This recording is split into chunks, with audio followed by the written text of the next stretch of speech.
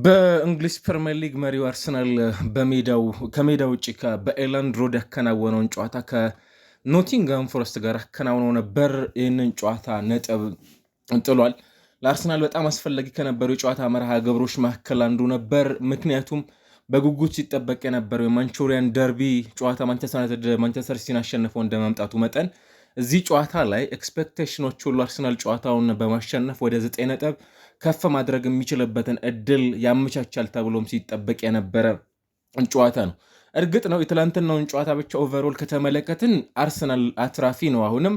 ምክንያቱም ከተከታዩ ማንቸስተር ሲቲ ባደረጓቸው እኩል 22 ነጥቦች የ7 ነጥቦችን ልዩነት ላይ ደርሷል። ትላንትና ንጹህ 1 ነጥብ ማግኘት የቻለው አርሰናል ነው ከማንቸስተር ሲቲ በተሻለ። ነገር ግን አርሰናል በኩል ትላንትና የሆኑ ምልክቶችን ያየንበት ጨዋታ ነበር ብዬ አስባለሁ። ለምሳሌ አንዱ የሚሆነው የድካም ስሜት ያስተዋልንበት መርሃ ግብር ነው። እርግጥ ነው በቅርብ ጨዋታዎች አርሰናል ለምሳሌ ባሳለፍነው ሳምንት ከፖርትስሞዝ እሁድ ጨዋታውን አከናወነ። በሳምንቱ አጋማሽ ቼልሲን አስተናገደ በሊግ ካፕ መርሃ ግብር። ከዛ ባለፈ ደግሞ ኖቲንጋም ፎረስትን ቅዳሜን አስተናገደ።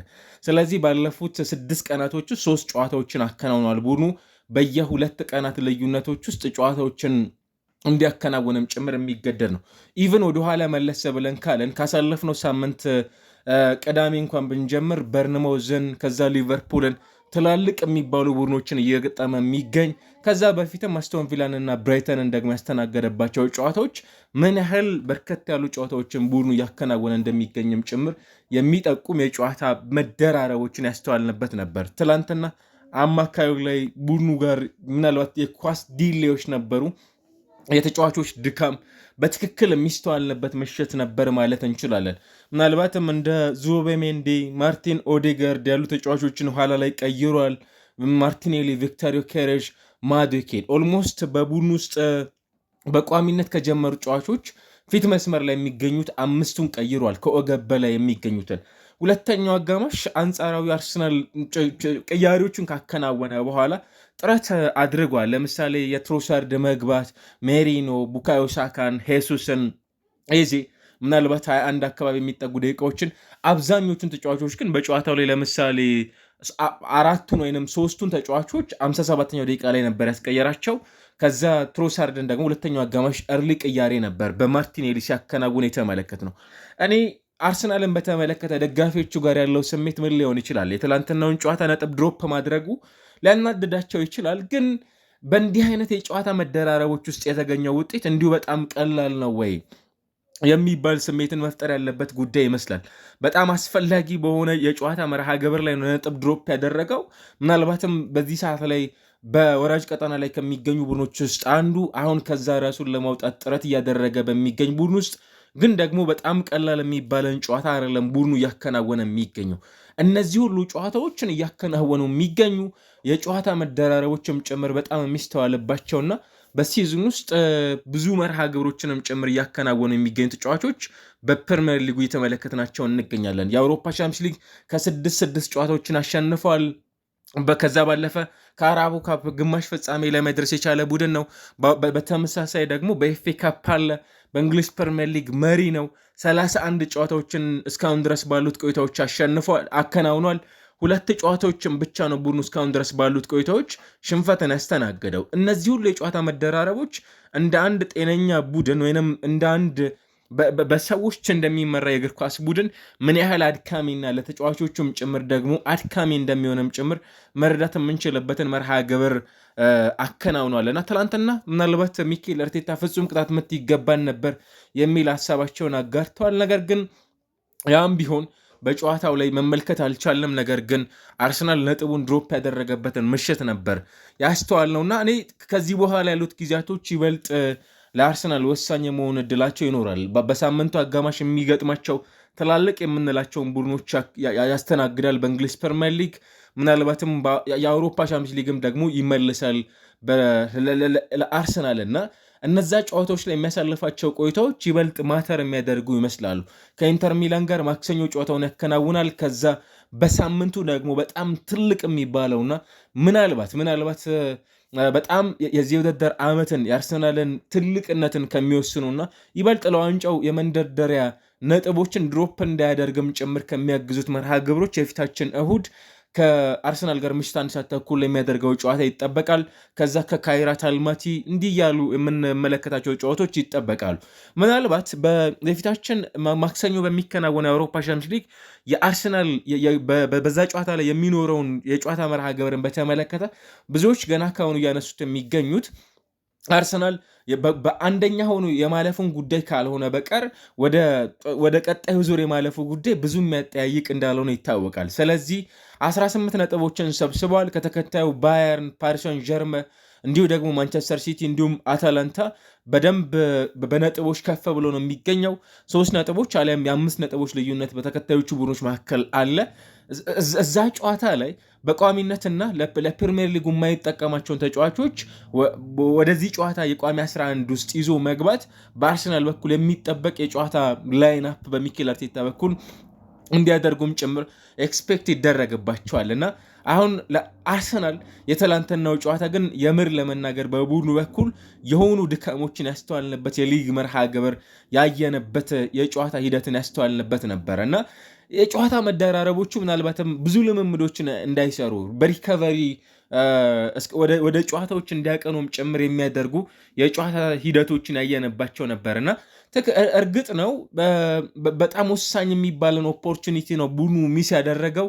ነገር ግን እኔ የአርሰናል ነጥብ ድሮፕ ማድረግ የዛን ያህል በጣም የሚያስቆጭ ነው ወይ ካላችሁ አይመስለኝም። እርግጥ ነው ከ2012 ወዲህ በሁለቱ ቡድኖች መካከል የተደረገ መርሃ ግብር ለመጀመሪያ ጊዜ 0-0 በሆነ ውጤት ሲጠናቀቅ ያስተዋልንበት ጨዋታ አይተናል።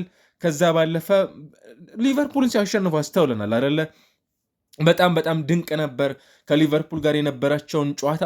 ነገር ግን በዚህ ጨዋታ ላይ ሚኬል አርቴታ በአንጻራዊነት ተጫዋቾቹን ቀይሮም ለማስገባት ለማሳረፍ የሄደበት ርቀት በዛ ልክ የተሳካ ነበረው ካለን በፍጹም ያንን ማየት የቻልንበት ምሽት አላስተዋልም። ስለዚህ ቀጣዮቹ መርሃ ግብሮች በጣም የሚጠበቁ ይሆናሉ ማለት ነውና እንዴት ባለ መልኩ ቀጣዩን መርሃ ግብር ያከናውናል የሚለው ጉዳይ የሚጠበቀውን አርሰናልን የማየት እድልን እናገኛለን። ምናልባት በምሽቱ ጨዋታ ላይ የመጀመሪያውን አጋማሽ አይታችሁት ከነበረ 58 ደቂቃዎች ያስፈልጉ ነበር አይደለ? በጨዋታው ላይ የመጀመሪያ ሙከራዎችን ለመከናወን ግን በጣም የሚያስደነግጠው ትላንትና በተመለከትነው የሁለቱ ቡድኖች የመጀመሪያ አጋማሽ ለምሳሌ 0.77 ወይንም በሁለቱ ቡድኖች አንድ ጎል የማስቆጠር እንኳን ፖሲብል ኢላማውን የጠበቀ ኦን ታርጌት ሲያደርጉ አልተመለከትንም። አርሰናል እንደውም በመጀመሪያው አጋማሽ የኳስ ቁጥጥር የበላይነትን ለመውሰድ ጥረት አድርጎ ነበር። በሁለተኛው አጋማሽ ግን ያንንም የተመለከትንበትን ቡድን ለማየት ፍጹም የሚጋብዝ አልነበረም። ይልቁኑ በኖቲንጋም ፎረስት የሆኑ ሞመንቶች ነበሯቸው። ለምሳሌ የጋብሪኤል ማርቲኔሊ ጎል አፋፍ ላይ ደርሶ ጎሉን ለማስቆጠር በጣም ደካማ ውሳኔ። ምናልባት ትሮሳርድ ቢሆን ኖሮ ያን እንኳን ሲያገኘው ወደ ጎልነት የመቀየር እድሉ እጅግ በጣም ሰፊ የነበረበትን ሞመንት እናስታውሳለን። ከዛ ባለፈ ግን ሻዴ ትላንትና እንዲያውም በኖቲንጋም ፎረስት በኩል ሊወቀስ የሚገባ ተጫዋች ይመስለኛል። በጣም አስደናቂ የሚባል ጨዋታ ጎል ማስቆጠር የሚችልባቸው ከአንድም ሁለት አጋጣሚዎች ላይ ያንን እድል ሲያበከል የተመለከትንበት ነው። ከ2012-13 ወዲህ ከሰንደርላንድ እንዲሁም ከስቶክ ሲቲ በኋላ በእንግሊዝ ያለ ጎል አርሰናል ባቻ ውጤት ያጠናቀቀው የመጀመሪያው ጨዋታ ሆኗል በሁለቱም የደርሶ መልስ መርሃ ግብሮች። ከዛ ባለፈ አንድም ኢላማውን የጠበቀ ሙከራ ከ2003-4 ወዲህ አርሰናል እንዲሁም ከ2020-21 ከቼልሲ ጋር ካደረጋቸው ጨዋታዎች በኋላ ሳያከናውን የወጣበት ጨዋታ ሆኗል። እንዲሁ ደግሞ ኖቲንጋም ፎረስትም ትላንትና በተመሳሳይ ኢላማውን የጠበቀ ሙከራ በእንግሊዝ ፕሪሚየር ሊግ ከ2024 ኖቬምበር ወር በኋላ ሳያከናውን የወጣበትን ጨዋታ ያስተዋልንበት ነበር። እርግጥ ነው በጣም ትልቅ ሎስ ነው፣ ምንም ጥያቄ የለውም። የእንግሊዝ ፕሪሚየር ሊግ መሪ ቡድን ስትሆኑ ከዛ ባለፈ ለዋንጫ ተፎካካሪ የሆነ ቡድን እየመራችሁ በምትገኙባቸው አጋጣሚዎች ሁሉ ነጥቦችን ድሮፕ ማድረግ በፍጹም ኤክስፔክት አይደረግም። ነገር ግን የትላንትናው ጨዋታ ድካሞች አሉና ቡድኑ በቅርብ ጨዋታዎች እኔ ከዚህ በላይ ምን ማድረግ እንደሚገባውም ጭምር ጥያቄዎች ሲነሱ አንዳንዴ አሳማኝ ያልሆኑ ምክንያቶችም ጭምር እየተመለከተን ያለ ይመስላልና አሳማኝ የሆነ ቡድን እያስመለከቱን ነው እንግዲህ የሚገኙት በፕሪሚየር ሊግ ውስጥ ስለዚህ የሲቲ ነጥብ መጣል ብቻውን ለአርሰናል ቀደም ብሎ 3 ነጥቦችን እንዳገኘ መረዳት እንችላለን። ነገር ግን የራሱን 3 ነጥብ ቀደም ብሎ ቀጥሎ ደግሞ ማሳካት የሚችልበትን እድል ቢያስመለክተን ኖሮ በዚህ ጨዋታ ላይ የተሻለ እድል መፍጠር የሚችልበትን እድል እንመለከት ነበረ እና አሁን በአርሰናል ቤት ውስጥ በ2025/26 የውድድር ዘመን ካደረጓቸው ጨዋታዎች አንጻር እየተመለከትናቸው ከሆነ ጋብሪኤል ማርቲኔሊ፣ ማዱዌኬ፣ ሳካ፣ ሜሪኖ፣ ኤዜ፣ ዮኬሬሽ፣ ትሮሳርድ እንዲሁም ደግሞ ሄሱስን ከጎል ጋር ባለፉት ጨዋታዎች የተሻለ እንቅስቃሴን እያደረጉ የሚገኙ ተጫዋቾች ናቸው። ትላንት ግን ቢግ ቻንስ ሚስ አድርጓል። አሁንም ስቲል 50 ነጥቦችን ሰብስበዋል። ከሲቲ በ7 ከአስቶን ቪላ በ7 ከሊቨርፑል ደግሞ በ14 ነጥቦች ከፍ ብሎ በዚህ ሰዓት ላይ በእንግሊዝ ፕሪሚየር ሊግ እየተመለከት ነው የሚገኝ ቡድን ሚኬል አርቴታ እየመሩ ይገኛሉ። ቀጣዮቹ ጨዋታዎች ነጥብ ድሮፕ እንዳያደርጉ በጣም ወሳኝ የሆነ መርሃ ግብር እንዲያከናውኑ ኤክስፔክት ይደረጋል። ግን ኖቲንግሃም አርሰናል አንዱ በቅርብ ጨዋታዎች ከሊቨርፑል ጋር ያቻ ውጤት የበላይነትን በወሰደበት ጨዋታ ከኖቲንግሃም ፎረስት ጋር የበላይነት ምናልባት ነጥቦችን ወደ 11ም ጭምር ደግሞ ከፍ ማድረግ የሚችልባቸው አጋጣሚዎች ነበሩት። በእነዚህ የጨዋታ ሂደቶች ላይ ጨዋታዎቹን እያሸነፈ መጓዝ የሚችልበትን እድል ቢያመቻች ኖሮ፣ ነገር ግን ስቲል ያለበት የደረጃ ሰንጠረዥ አሊያም የሚገኝበት አሁናዊ ብቃት እኔ በዛ ልክ ፍራስትሬሽን ውስጥ ደጋፊዎችን እንዲገቡ የሚያደርግ ነው ወይ ካላችሁ በፍጹም ለዛ የሚቀርብ እንዳልሆነ የተመለከት ነው። ግን አሁን ከሚኬል አርቴታ በኩል ማኔጅ ማድረግ የሚገባቸውን የሆኑ ድካሞችን እያየን እንደሆነ ግን እያስተዋለን ይመስለኛል። ስለዚህ ቡኑ ድካሞች ላይ ነው የሚገኘው። እነዚህን ድካሞች እንዴት ነው በስኳድ ሮቴሽን ውስጥ ቡኑን ሰርቫይቭ ማድረግ እንዲችልም ጭምር ማገዝ የሚችሉት የሚለው ጉዳይ ይጠበቃል እና እኔ 2 ሽንፈት ባለፉት 22 የእንግሊዝ ፕሪሚየር ሊግ መርሃ ግብሮች ብቻ አስተናግዶ እዚህ የደረሰው አርሰናል በጣም ቀላል የሚባል አይደለም። 31 ጨዋታዎችን አከናውኖ ቀደም ሲል እንዳልነው ከትላንትናው ጨዋታ በፊት እስከነበሩ ድረስ 25ቱን አሸንፈዋል፣ 4ቱን አቻ ወጥቶ 2 ጨዋታዎችን ብቻ ሽንፈትን አስተናግዶ 66 ጎል አስቆጥሮ 17 ጎሎችን ብቻ ኮንሲድ ያደረገ ወይም የተቆጠረበት ቡድን ነው። በእንግሊዝ ፕሪሚየር ሊግ በዚህ ውድድር ዓመት ብዙ ኤክስጂ ያስመዘገበው ቡድን ነው። ብዙ ፖዚሽናል አታክ የሚያደርገው ነው። ብዙ ኳሶችን በተጋጣሚ ሳጥን ውስጥ የሚነካ ጥቂት የሚባሉ ኳሶች ደግሞ በሳጥን ውስጥ እንዲነኩ የሚፈቅድ ብዙ ኢላማዎቻውን የጠበቁ ሙከራዎችን የማይከናወንበት እና የውን ስታንዳርዱን ከፍ ማድረግ የቻለ ጥራቱን የጠበቀ ቡድን እያስተዋለን እንደሆነ እየተመለከተን እንገኛለን እና እርግጥ ነው ሲቲ ነው ባለፉት የውድድር ዓመታት የእንግሊዝ ፕሪሚየር ሊግ ያለፉትን 8 እና 9 ዓመታት የበላይነቱን መውሰድ የቻለው። ሲቲን አለመፍራት አይቻልም። ሲቲ የሚገኝበት ወቅታዊ ብቃት ለየትኛውም ቡድን በምቾት ውስጥ እንዲጓዙም ጭምር የሚፈቅድ እንዳልሆነ መረዳት ይቻላል።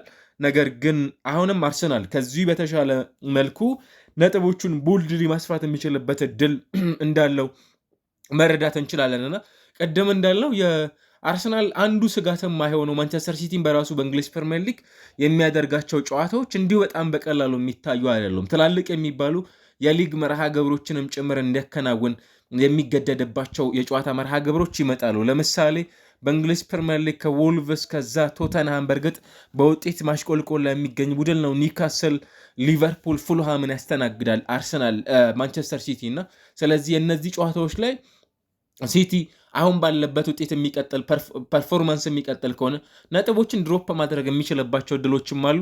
አርሰናል እንደነ ሊድስ ዩናይትድ፣ ቼልሲ፣ ድጋሚ ሰንደርላንድ፣ ብሬንፎርድ እንደ ዊጋን፣ ቶተንሃምን የሊግ ካፕ እንዲሁም የኤፍ ኤ ካፕ መርሃ ግብሮች ባሉበት የሚያከናውናቸው ጨዋታዎች ይኖራሉ ማለት ነው።